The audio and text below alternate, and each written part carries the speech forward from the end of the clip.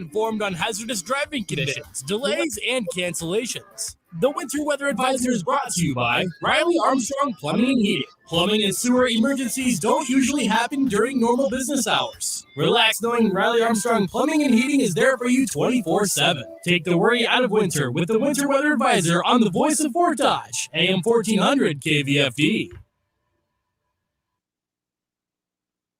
Intervention is online at yourfortdodge.com, on Twitter at JMike1400. Okay, here. Yeah, we're here. Yeah, we're here. Test 1, 2. Yeah, I'm Michael Devine, and joining me now, as he usually does, is Mayor Matt Bemrick. Hi, Matt. Good afternoon. All right, we're in the Blue Ribbon Pelham Waters studio. Blue Ribbon Pelham Waters is at 612 South 32nd Street here in Fort Dodge.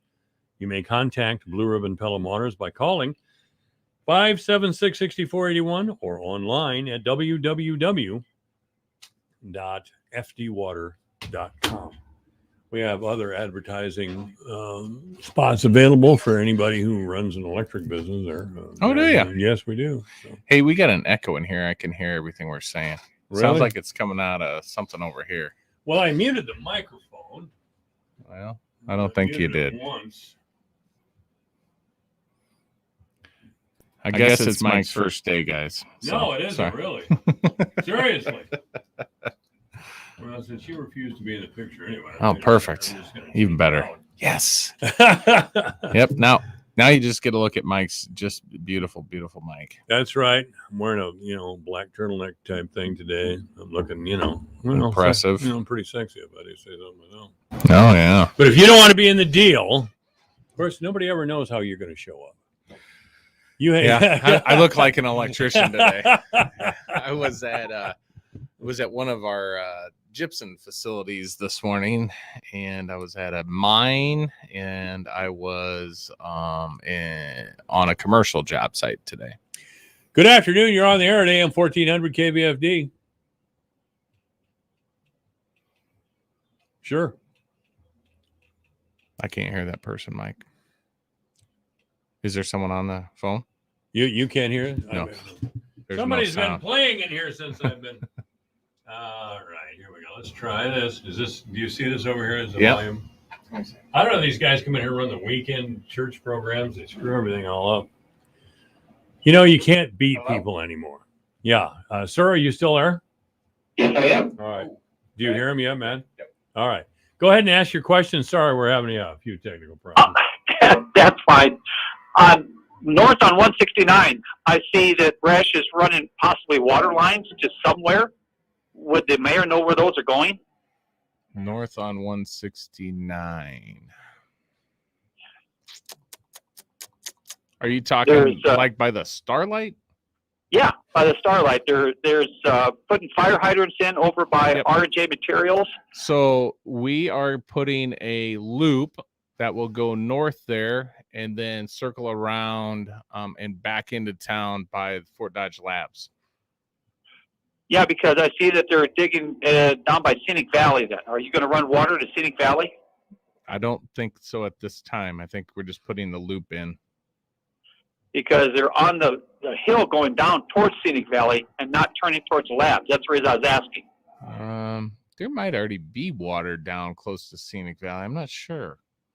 Okay. I haven't really seen the drawings of that, but I know we're doing a loop there, which helps us with some redundancy as well as some water pressure for the labs facility. Yeah, I understand I understand what that would do, but as you go down the hill to where it'd be the old boat club, that's where the water lines they're being put in there also. Oh, well, maybe we are going to provide or give the opportunity to hook into that water for people in Scenic Valley. Okay. Well, that answered my question. The more ratepayers, the better. but yeah. Okay. Well, thank you very much. You betcha. Yeah, give them the opportunity. You sound like Plout sometimes. I do? Yes, you do. Well, if we can sell more water, that's good for the overall utility. All right. Yeah. So, gosh, Scenic Valley, it's just out of my head. Where's Scenic Valley? So when you go out, like you're going to golf course out there. Yeah. You go past the labs right before you make the bank to go left. If you kept going straight and then took a right down to the old boat club, there's an addition out there that I believe is called Scenic Valley. Yeah, I remember what he was talking. I haven't heard the boat club thing in a while. Yeah. The boat club I think it was turned into a private residence. The boat club was. I don't know about that. Yeah, I think so. I think somebody bought it and actually turned it into a house. I guess at the turn of the 20th century, it was a big deal for people with money to get out their boats and float down the river. Now, it was a good thing for the rest of the folks. They'd go out on the riverbank and picnic and watch the boats go by, which doesn't sound bad for a warm summer day. Yeah. We don't do that sort of things anymore. No. I had my junior prom was at the boat club. Really? Yeah. Wow. Man, we had our dance there. School let you do that, I would assume. Or maybe it wasn't prom. Maybe it was something else. I don't remember. We had something there. So was that the prom we got all dressed up and went to the boat club, if I remember right. So this was Catholic school, so I suppose you had a rosary and a mass, and then everybody went Oh, home. you have a mass before everything. That's right. And you go to mass once a week. Yep. Yeah. On Sunday, right? No, you went during the school week too. And then Okay. you still went on Sunday. Okay. And then if you were an altar boy like I was, you went. You were an altar boy? Absolutely. Wow. If you were an altar boy, you probably served at least one early morning mass a week from like 4th grade to 9th grade, because I did. Because I'd walk from where I lived down by Isaac Walden up to Corpus Christi and do 7:10 mass, which was like 20 minutes long, 7:10 to about 7:30, and then you'd walk across the street or right across the street into Corpus Christi School. And then when I went over to Sacred Heart Junior High School, then I had to be there at 7:10 and serve at Sacred Heart. And then you walked across the street to go to Sacred Heart. When I went out to St. Ed's, there wasn't a church out there. We had chapel, and they didn't have a 7 o'clock mass. But so usually by the time you were in 9th grade, you got out of doing those 7 o'clock masses. I bet your grandmothers, both sides, were still alive then, right? Oh, no, my mother's mother, Evelyn Hood, passed away when I was 6, I think. 1979, I think. She didn't live 1978. Oh, yeah, she lived, I think she was 62. That's young, man. I know. I'm not saying, but I think she was 62. I don't know. My mom's listening. She will correct me. Well, your mom and your grandmothers, I'm sure, were very proud. My grandma Bemrick would have still been alive. Yeah, yes. Right. She was 56 when she passed. My grandma Hood. Really? 56? Yes. That's how old are you? I am 48. You're getting close to that 56 mark. What are you trying to say, man? Don't you put that bad mojo on me, Mike Devine. Well, I'm a little annoyed at 62 being old, frankly, since I'm quite a bit older than that. All right, so we've got that all handled now. Matt's I still need to air my grievance. So this you have a grievance. Yeah. So we had elections this week. So starting in January, I'll get sworn in for another 4 years. Right. And we'll be starting our 13th year together doing this show. And I still have yet to get my employee handbook or my benefit package from the radio station for my hour a week for the last 12 years. Well, you asked for a key a few times as well, especially when we were doing I was like, can I get a key so I get in that side door? Well, you're not actually. And today I had to sign into the guest book. The guest book. Because I came in downstairs. I don't know why they do that now. That's but okay. They do it. I just like to tease you. Yeah, give you a hard time. I know. Did you get any paychecks? Because I have gotten paychecks from here, but that was when we were doing wrestling. Yeah, you and I did that one. I've done wrestling. I've done it with you once or twice, and I did it a couple other times. Did you? Yeah. Yeah, you and I remember distinctly. I've done wrestling probably half dozen times. Okay. You and I went to Manson once for sectionals. Sectionals, yeah. Twice. And then I did I did a tournament. And then I think I did a St. Ed's thing once. a St. Ed's what They wrestling? had duel? the duels or something. I think you guys had me do the duel. They had that duel tournament. Could have or been. have that dual tournament. I think I did that once. I've done about a half dozen wrestling. They're fun to do Yeah. if there's a meet that you really think people are going to listen to. Right. Yeah. Well, it's easy to, I shouldn't say easy, but there's a lot of people that want to do football and basketball, you know. See, I don't think I'd be terrible at basketball. I would be too. Football, I would maybe be a decent second guy, like a color guy. Yeah. But I wouldn't be very good at calling a football game. Yeah. Wrestling, I could call because I wrestled for so long, and Yeah. it just seemed natural to be able to talk about what I'm watching. Mm-hmm. Where football, I just don't know if I'd be good at that. You just said it right there. You have to be able to talk about what you're seeing, and you have to make sense of that to somebody. You got to be at able to home. articulate that. That's right. To create a visual experience for somebody else that's not seeing it. Because you know, I've been wrestling over the years, of course, and sometimes I find myself going, great move, you know. But you didn't say what it was. I didn't say what it was.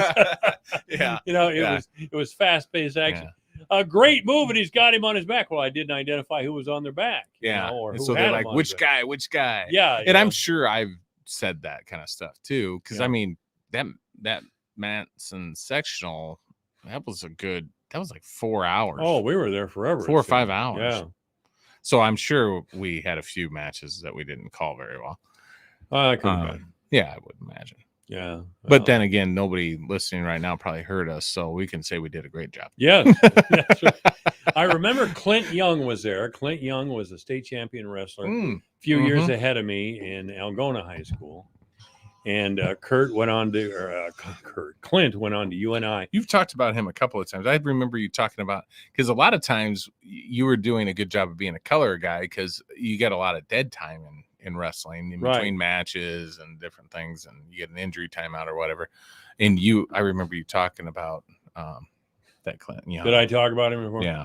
Well, he was. I thought he was an interesting guy. He went over to UNI, and I think he was a Division II champ as well. His uncle actually was a longtime UNI coach, and he was a really good wrestler and Division II champ himself. We're talking a long time. Clint's 3 years older than me, so he's in his 70s. But he went on to coach at Emmitsburg and turned that program around. I'll tell you, he got there kind of at the right time. The public school and the Catholic school started wrestling together. They had one Emmitsburg team. And I always, and I wondered through the years what the St. Edmund Fort Dodge Senior High team would look like if they consolidated. And we had some big kids that went to Garrigan up in Algona. Garrigan's always seemed to have big kids. Well, it's over there, you know, those big German guys over there around Wesley, Laverne down in there. They're big old boys, you know. Yeah. I mean, but even when my kids were just playing St. Ed's football, when we'd play Garrigan, I was like, good Lord, they have big kids. Yeah, several years ago, Garrigan was playing. Was it Garrigan? No. Yeah, it was Garrigan. Garrigan was playing Humboldt for some reason. And there was a kid on the Garrigan team. I knew his parents, so I went up there mainly to visit with them and stuff. But at the time, the defensive line of Garrigan High School team, all the kids were over 300 pounds and 6 feet. Yeah. Isn't that just crazy? Huge. Big kids. They were really big kids. I think That's good, though. Garrigan had a really good team this year. I think, did St. Edmund beat them this year? Maybe not. St. Edmund didn't have I think St. Edmund did beat them. Yeah. Yeah. St. Ed didn't have a great year this year, but No, it was their first year 8-man. yeah. Well, it wasn't that long ago. We were going to Cedar Falls. Yeah.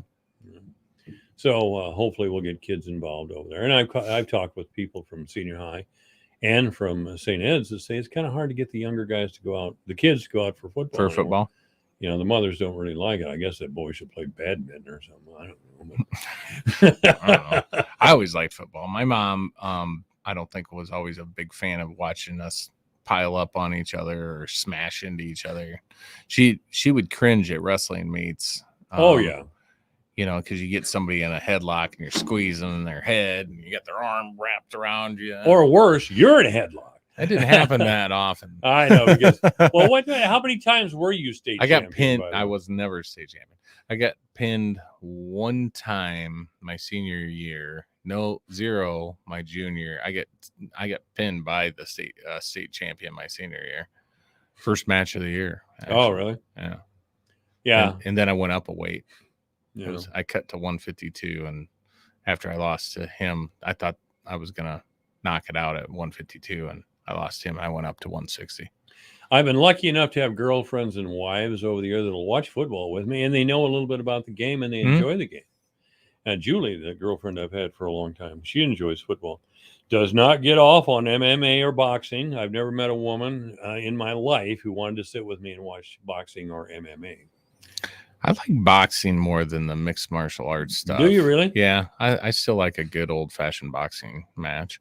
My wife will watch football.